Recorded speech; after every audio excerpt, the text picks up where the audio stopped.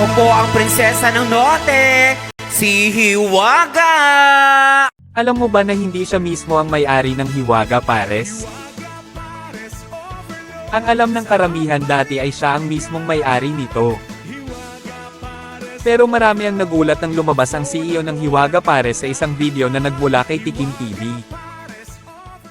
Kaya po nagaling sa taas yung ipinagkaloob sa amin ngayon. Hindi lang sa aking mga tauhan na napakakabait, lubos po kaming tinutulungan nila, higit sa lahat si Hiwaga na napakasipag talaga, sir.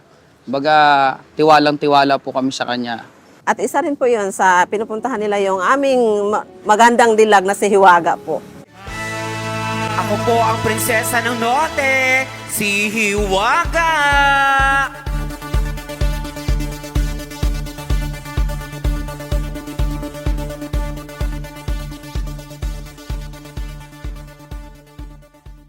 Alam mo kung dati tauhan ako ngayon, matagal na akong co-owner.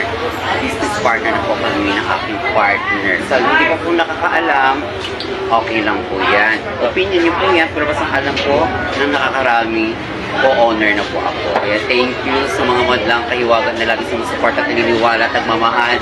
God bless you always!